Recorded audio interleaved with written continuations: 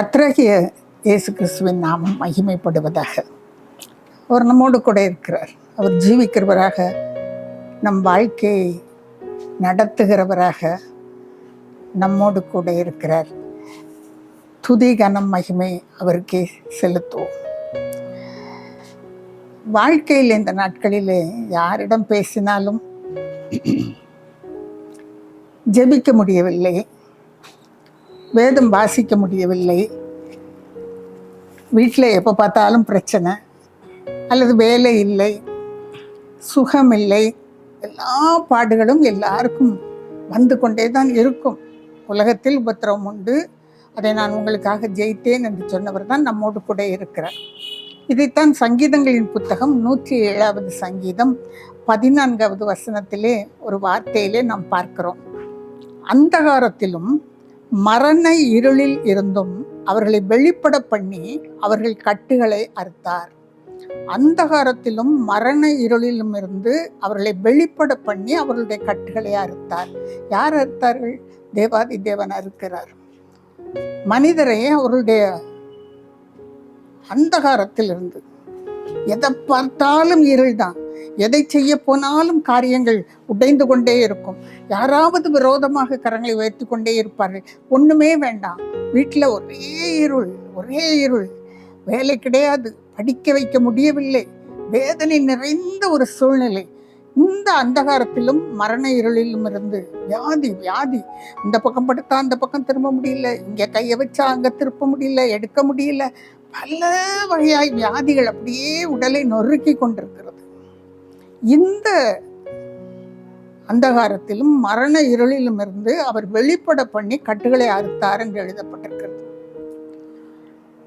இந்த ரோட்ல உட்கார்ந்து போராட்டம் பண்ணுவாங்க, எதையாவது எதிர்த்து. ஏதாவது ஒரு காரியம் அரசாங்கத்தாலோ அல்லது அதிகாரிகளாலோ சொல்லப்படும் போது அதிகாரிகள் செய்ததை குறித்தோ போராட்டம் பண்ணுவார்கள். ரோட்டில் அப்படியே உட்காந்துருவாங்க, காலை மடக்கி ரோட்டில் உட்காந்துருக்கிறவங்கள காவல்துறை வண்டி கொண்டு அகற்றுவதற்கு முயற்சி செய்வார்கள். பார்த்துருப்பீங்க எல்லாரும். இவங்க என்ன பண்ணுவாங்க, கையையும் காலையும் விட்டு அடிக்கிற அடியில் காவல்துறையால் உங்களை தூக்கவே முடியாது. ஒரு ஆளை தூக்குறதுக்கு 5 பேர் வேணும். 2 காலையை 2 பேர் பிடிப்பாங்க, 2 கையை 2 பேர் பிடிச்சி தலைப்பக்கம் இப்படி 5-6 பேர் சேர்ந்து தான் ஒரு ஆளை பிடிக்க முடியும். அவ்வளோ கை காலையும் உதைப்பாங்க. எதனால? அவர்கள் நினைப்பதை அவர்கள் எதிர்பார்க்கிறார்கள். அதற்கு மாறாக இவங்க அவங்கள அந்த இடத்த விட்டு அகற்றணும்னு யோசிக்கும் பொழுது அவர்கள் தங்கள் எதிர்ப்பை தெரிவிக்கிறார்கள். அந்த எதிர்ப்பு உள்ளே இருந்து வருகிறது. எப்படி எதனால வந்தாலும் சரி, அந்த எதிர்ப்பு அவர்கள் உள்ளே இருந்து வருகிறபடினாலே அவர்கள் எதிர்க்கிறார்கள். வேதம் சொல்கிறது, பிசாசுக்கு எதிர்த்து நில்லுங்கள் என்று சொல்லி. மனிதருக்கு அல்ல, பிசாசுக்கு எதிர்த்து நில்லுங்கள் என்று சொல்லுகிறது. நமக்குள்ள அந்த எதிர்ப்பு இருந்தால், பிசாசின் மேல் ஒரு எதிர்ப்பு இருந்தால், அந்தகார சக்தியை அண்டவிடக்கூடாது, அது என்னுடைய வாழ்க்கையிலே, என்னுடைய இருதயத்திலே, என் குடும்பத்திலே நுழையக்கூடாது என்ற ஒரு எப்பொழுதும் ஒரு எண்ணமும், அதை எதிர்க்க வேண்டும் என்ற ஒரு சக்தியும் நமக்குள் இருந்தால், இந்த அந்தகாரமும் மரண இருளும் நம்மை அண்ட முடியாது. தேவன் நம்மோடு கூட இருப்பார். எப்போ இருளை வேண்டாம் என்று அகற்றுகிறோமோ அந்த இடத்துல வெளிச்சம் உண்டாகும். இருளான காரியங்கள் தேவையில்லை, அனாவசியமா நின்று பேசுவதோ, அடுத்தவர்களை பற்றி பேசுவதோ, குற்றம் சொல்வதோ, இதெல்லாம் அகற்றும் பொழுது வெளிச்சம் உண்டாகும். இதனால எனக்கு வேலை கிடைச்சிருமா, இதனால எனக்கு எல்லாம் நடந்துருமா, இந்த இருளை எல்லாம் கொஞ்சம் அகற்றி கொண்டு தேவனுடைய சமூகத்திலே நாம் அமரும் பொழுது, தேவனுடைய வார்த்தைக்கு முக்கியத்துவம் கொடுக்கும் பொழுது, ஆண்டவரே நீங்க சொல்லியிருக்கீங்க, இப்படி எல்லாம் ஆசீர்வதிக்கப்படுவோன்னு சொல்லியிருக்கீங்க என்று சொல்லி ஆண்டவருடைய வார்த்தையை தேடும் பொழுது, ஏன்னா 107வது சங்கீதம் 14வது வசனத்திலே கட்டுகளை அறுத்தார். எப்போ அறுத்தார் என்று எழுதப்பட்டிருக்கிறது என்றால், 11வது வசனத்திலே வாசித்து பார்க்கும் பொழுது, அந்தகாரத்திலும் இருளிலும் வைக்கப்பட்டு ஒடுக்கத்திலும் இரும்பிலும் கட்டுண்டு கிடந்தார்கள். அவருடைய இருதயத்தை தேவன் வருத்தத்தினால் தாழ்த்தினாராம். எதனாலன்னு சொன்னா 10வது வசனத்துக்கு போங்க, அங்க சொல்லியிருக்குது, தேவனுடைய வார்த்தைகளுக்கு விரோதமாக கலகம் பண்ணி கர்த்தருடைய ஆலோசனையை அவர்கள் அலட்சியம் பண்ணினார்கள். அவருடைய வார்த்தையை ஏற்றுக்கொள்ளாமல் இருதயத்திலே கலகம், ஆமாம், எல்லாம் தான் வாசிக்கிறோம். அவங்களுக்கு என்ன சொல்லுவாங்க, ஊழியக்காரங்களுக்கு தான் வேலை, வசனத்தை வாசிங்க, வசனத்தை ஏற்றுக்கொள்ளுங்க, எல்லாம் நடக்கும்னு சொல்லுவாங்க. எங்கே நடக்குது அப்படின்னு நினச்சா அதுதான் இருதயம் பண்ணுகிற கலகம். கர்த்தருடைய வார்த்தைக்கு விரோதமாக இருதயத்துக்குள் எழும்ப பண்ணுகிற பிசாசு, எழும்ப பண்ணுகிற கலகம். அவருடைய வார்த்தைகளுக்கும் அவருடைய ஆலோசனைகளுக்கும் செவி கொடாமல் போனார்கள். அப்பொழுது அவர்களை இருளிலே தாழ்த்தினார், ஆண்டவர் தாழ்த்தினார். இரும்பிலே கட்டுண்டு கிடந்தார்கள். ஆபத்திலே அவரை நோக்கி கதறுகிறார்கள். ஆபத்து வந்த பிறகு கதறும் பொழுது அவர் அவர்களை அந்த இருளிலிருந்து வெளிப்பட பண்ணி அவருடைய கட்டுகளை அறுத்தார் என்று எழுதப்பட்டிருக்கிறது. அப்போ என்ன பண்ணணும்? ஆண்டவருடைய வார்த்தைகளை நம்புறது, கேட்கறது வேற, அதை நம்புறது வேற. ஒரு வார்த்தை நம்ம நோக்கி கடந்து வரும் பொழுது அந்த வார்த்தை சற்று நேரம் அமர்ந்திருந்து, ஆண்டவரே இப்படி ஒரு வசனம், இப்படி ஒரு வார்த்தை தந்திருக்கிறீங்களே, இந்த வார்த்தையை நான் ஏற்றுக்கொள்ளுகிறேன். அப்பா, எனக்குள்ளே நீர் கிரியை செய்யும். சர்ச்சுக்கு ஒழுங்கா ஆலயத்திற்கு போவது நல்லது. உபவாச ஜபம் ஒன்று உண்டு, நல்லது. இரவு ஜபம் போகிறோம், நல்லது. எல்லாவற்றையும் போய் கலந்து கொள்வதனால் மாத்திரம் நம் வசனத்தை ஏற்றுக்கொண்டவர்கள் அல்ல, இயேசு கிரியை செய்து கொண்டிருக்கிறார் என்று அர்த்தம் அல்ல. நான் தான் ஒழுங்காக போயிட்டு வந்துட்டு இருக்கேனே, நான் தான் எல்லாத்துலேயும் கலந்து கொள்கிறேனே, எல்லாவற்றிலும் கலந்து கொண்டு ஜெபிப்பது நல்லது. ஆனால் தனியாக இருக்கும் பொழுது, தனிமையிலே படுத்திருக்கும் பொழுது, தனியாய் அமர்ந்திருந்து அவரோடு பேசுவது, அவரோடு என்ன கேட்டால் சண்டை போடுறதுன்னு கூட சொல்லலாம். அப்போ நீங்கள் சொல்லியிருக்கீங்க விட்டு விலகவே மாட்டேன்னு சொல்லியிருக்கீங்க, எங்கே போனீங்க எனக்கு தெரியலையே, விட்டு விலகி இருக்கீங்களே, இந்த காரியம் அதனால தான் நடக்காமல் இருக்குது, நீங்கள் என் கூட வந்திருந்தா பேசியிருந்தா இந்த காரியம் நடந்திருக்கணுமே, நீங்கள் விட்டு விலகிட்டீங்கப்பா, இல்லை கைவிட்டுட்டீங்களா, நான் என்ன தப்பு பண்ணியிருக்கேன்னு சொல்லுங்கப்பா, என்னென்ன தப்பு பண்ணியிருக்கேன்னு உணர்த்துங்க ஆண்டவரே, ஞாபகப்படுத்துங்க ஆண்டவரே. ஏன் இந்த காரியம் நடக்கவில்லை, ஏன் பிள்ளைக்கு திருமணம் ஆகவில்லை, ஏன் பிள்ளைக்கு வேலை கிடைக்கவில்லை, அப்பா நீங்கள் என்னோட பேசுங்கன்னு தனியாக அமர்ந்திருந்து, ஆண்டவரே நீர் சொல்லியே இருக்கிறீர், உம்மை தேடுகிறவர்களுக்கு நீர் நல்லவராகவே இருக்கிறேன்னு சொல்லியிருக்கீங்களே, கர்த்தரை நம்புகிறவர்கள் வெட்கப்பட்டு போவதில்லைன்னு சொல்லியிருக்கீங்களே, நான் வெட்கமடைந்து போயிருக்கிறேன்னு 10 பேர் கேட்குறாங்களே, பிள்ளைய ஏமா வீட்டில் இப்படி வச்சிட்டு இருக்க, ஒரு கல்யாணம் பார்க்கக்கூடாது, நான் பார்க்காமலா இருக்கிறேன், ஏன் நடக்காமல் இருக்க ஆண்டவரே, கர்த்தர் கிரியை செய்வீராக, இந்த இருளை மாற்றுவீராக என்று தனிமையிலே அவரோடு அமர்ந்திருந்து வார்த்தைகளை சொல்லி, அல்லது நமக்கு கிடைத்திருக்கிற வாக்குத்தத்தங்களை சொல்லி தேவனோடு போராட வார்த்தைகளை உபயோகப்படுத்துவோம். அதுக்காக வசனத்தை வாசிப்போம், அதுக்காக வேதத்தை வாசிப்போம். பிரியமானவர்களே, வீட்டில் வேதத்தை வாசிக்கும் பொழுது என்ன கேட்டால், நீங்கள் தனியாகவே அமர்ந்திருந்து வாசித்தால் கூட வாய் திறந்து சத்தமாக வாசித்தால், சற்று சத்தமாக, பெரிய சத்தம் போட்டு அடுத்த வீட்டுக்கெல்லாம் கேட்க வேண்டாம், நமக்கு நாமே கேட்டுக்கொள்ளும்படியாய் கொஞ்சம் சத்தமாக வாசித்தா உங்கள் சிந்தனையும் சிதறாமல் இருக்கும். அது மாத்திரம் இல்லை, அது ஒலி அலையாக மாறுகிறது. தேவனுடைய வார்த்தைகள் ஜீவன் உள்ளது, அது மாறாத சக்தி. அந்த சக்தி உருப்பெற்று ஜீவன் பெற்று ஒலி அலையாக உங்களுடைய வாயை விட்டு வெளியே வரும் பொழுது அந்த ஒலி அலையானது உங்களுக்கு ஒரு பெரிய பாதுகாவலை உங்களை சூழ உருவாக்கும். உங்களுடைய வீட்டிற்குள்ளே அது அலை அலையாய் கடந்து போகும். நீங்கள் அறியாமலேயே பக்கத்தில் இருக்கிற இடங்களுக்கு கடந்து போகும். அதன் நிமித்தமாக எத்தனையோ எதிர்ப்புகளை உங்களால் நீங்கள் அறியாமலே தகர்க்க முடியும். பிரியமான சொந்த அனுபவத்தை நான் சொல்லுகிறேன். வாசிக்கும் பொழுது, சத்தமாக வாசிக்கும் பொழுது அது ஒரு பெரிய பாதுகாப்பின் அரணாக உங்களை சூழ இருக்கும். சத்ருவானவன் உங்களோடு போராடுவதை தடுக்க முடியும். பிரியமானவர்களே, வார்த்தை அவ்வளவு வல்லமை உள்ளது. அந்த வார்த்தையை நம்பி வாசிப்போம், நம்பி ஆண்டவரிடத்தில் கேட்போம். நீங்கள் தான்ப்பா சொல்லியிருக்கீங்க நம்மகிட்ட கேட்போம். கட்டாயமாக கர்த்தர் கிரியை செய்வார். அப்போஸ்தலருடைய நடபடிகளின் புத்தகம் 8வது அதிகாரத்தை திருப்புவீர்கள். ஆனால் அங்கு ஒரு மனிதனை நாம் பார்க்கிறோம். தேவனே அறியாதவன், சீமோன்னு பேரு. அவன் பெரிய மாய வித்தைக்காரன். அந்த மாய வித்தைக்காரன் பெரிய பெரிய அற்புத அடையாளங்களை, பெரிய காரியங்களை செய்வான். அதை பார்த்து அந்த சமாரிய நாட்டு மக்களே பெரிய வியந்து போய், இவன் தான் தேவனுடைய சக்தி என்று நினைத்து கொண்டிருந்தார்கள்.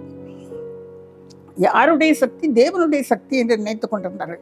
அந்த வேளையில தான் பிலிப்பு என்ற தேவ மனிதன் அந்த இடத்திற்கு கடந்து வந்து இயேசு சுவாமியை குறித்து, அவர் கல்வாரியின் சிலுவையில் அடிக்கப்பட்டதையும், அவர் ரத்தம் சிந்தினதையும், அவருடைய ரத்தம் நம்மை சுத்திகரிக்கும் என்றும், அவர் மரித்து உயிர்த்தெழுந்தார் என்றும் பிரசங்கித்தார். இந்த வார்த்தையை ஏற்றுக்கொண்டு நிறைய பேர் ரட்சிக்கப்பட்டார்கள், ஞானஸ்நானம் பெற்றார்கள் பிலிப்புடைய ஊழியத்திலே.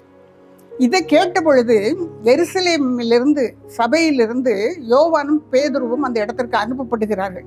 அனுப்பப்பட்ட பொழுது பேதுரு ஜெபம் பண்ணி கரங்களை நீட்டின பொழுது அந்த விசுவாசித்த எல்லாரும் பரிசுத்த ஆவியை பெற்றார்கள். இந்த சீமோன் என்ற மனிதனும் பிலிப்பு சொன்னதை கேட்டு வேதம் சொல்லுகிறது, அப்போஸ்தலர் 8:13 வாசிக்கலாம் நீங்கள். சீமோனும் பிலிப்பு சொன்ன வார்த்தைகளை விசுவாசித்து ஞானஸ்நானம் பெற்று பிலிப்புவை பற்றி கொண்டு, யாரை பற்றி கொண்டு? இயேசுவை பற்றி கொண்டல்ல, பிலிப்புவை பற்றி கொண்டு அவன் மூலமாய் செய்யப்பட்ட அடையாளங்களையும் அற்புதங்களையும் கண்டு அப்படியே வியந்து பிரமித்து போயிருந்தான். வசனத்தை கேட்டான், இயேசுவை ஏற்றுக்கொண்டான்.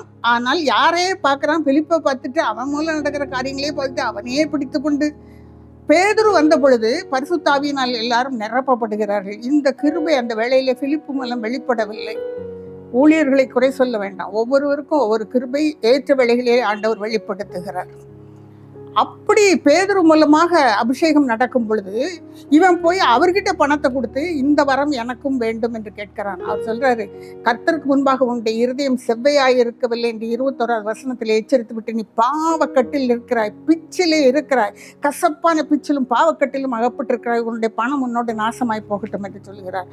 அவன் இருதயத்தில் எல்லாம் பணம், வசனம் இல்லை, பிலிப்பு சொன்ன வசனம் இல்லை, இயேசு அற்புதம் செய்கிறார் என்ற தியானம் அல்ல, பணம் நிரப்பி இருந்தது, மனதை பணம் கட்டி வைத்திருந்தது. அதனால வறுமை தான் ஒரு பெரிய கட்டுன்னு நம்ம நினைக்க வேண்டாம், பணமுமே ஒரு கட்டாக மாறிவிடும்.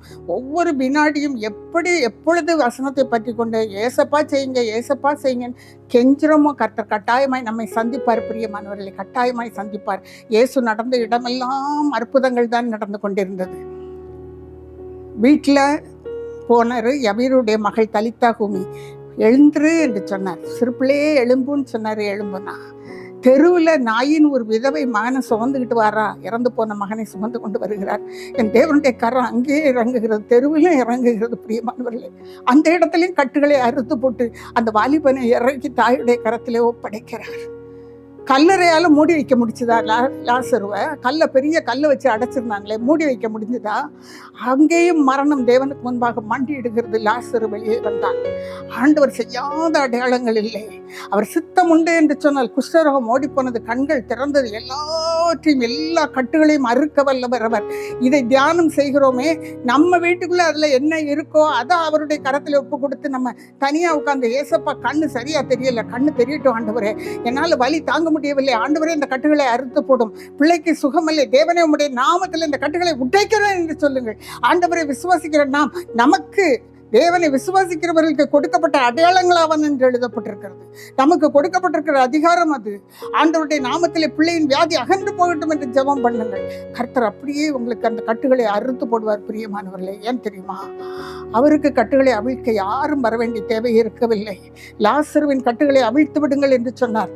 ஆனால் அவருடைய தலையிலே அவர்கள் கட்டி, அவர் மரித்த பொழுது கட்டி வைத்திருந்த சீலையெல்லாம் அங்கு சுருட்டி தான் வைக்கப்பட்டிருந்தது. யாரும் போய் அவிழ்க்கவில்லை. பிரியமானவர்களே, அவருடைய வல்லமை அப்படிப்பட்டது. எல்லாவற்றையும் லூக்கா எழுதின சுசேஷத்தில் வாசிக்கிற 8வது அதிகாரம் 29வது வசனத்தில், சங்கிலினாலையும் விலங்கினாலையும் கட்டி வச்சா முடியாது, அவன் அறுத்துட்டு ஓடிடுவான். அவன் முன்னாக தேவன் போனவுடன் உமக்கும் எனக்கும் என்ன என்று சொல்லி பாதத்தில் விழுந்தான். அந்த வல்லமை பொருந்தியவரை ஒரு வினாடி நாம் உற்று பார்ப்போம். எல்லா கட்டுகளையும் அறுக்க வல்லவர் அவர். எல்லா கட்டுகளையும், பிசாசின் கட்டுகளை, வியாதி என்ற கட்டுகளை, வறுமை என்ற கட்டுகளை, இல்லாமை என்ற கட்டுகளை, எல்லாவற்றையும் உடைத்தெறிகிற தேவன் அவர். மீன் வாயை திறந்து பார் என்று சொன்னார். அங்கு பணம் இருந்தது. என்னுடைய வாழ்க்கையில கர்த்தர் அப்படி கிரியை செய்ய வல்லவராக இருக்கிறார். அதை மாத்திரம் உட்கார்ந்து நம்ம அப்படியே ஆண்டவருடைய சமூகத்திலே அப்பா செய்யுங்க அப்பா செய்யுங்க இப்பொழுதும் ஒரு வினாடி அவரை பார்த்து கேட்போம். என் தேவனே, என் தேவனே, நம்முடைய வார்த்தைகளை நாங்கள் தியானம் பண்ணினோம். என் தகப்பன் கிரியை செய்ய வேண்டும் என்று சொல்லிக்கிறேன். ஒவ்வொரு கேட்டுக்கொண்டிருக்கிற ஒவ்வொரு வீட்டில் இருக்கும் கட்டுகள் அறுக்கப்படுவதாக, இல்லாமல் என்ற கட்டுகள் உடைவதாக ஆண்டவரே. தகப்பனை வியாதி என்ற கட்டுகள் நொறுங்குவதாக, பிசாசின் அந்தகார கிரியைகளின் சக்திகள் அகன்று போவதாக. கர்த்தருடைய பிரசன்னம் ஒவ்வொரு வீட்டையும் நிரப்பட்டும், ஒவ்வொரு வீட்டையும் நிரப்பட்டும், ஒவ்வொருவரையும் நிரப்பட்டும். சந்திங்கப்பா, சந்திக்க போவதற்காக ஸ்தோத்திரம் என்று சொல்லி ஒவ்வொருவரையும் உடைய கரத்தில் ஒப்பு கொடுத்து ஜெபிக்கிறேன். குடும்பங்களிலே சமாதானம் உண்டாவதாக இயேசு கிறிஸ்துவின் நாமத்தில் ஜெபிக்கிறேன் நல்ல பிதாவே. ஆமென், ஆமென்.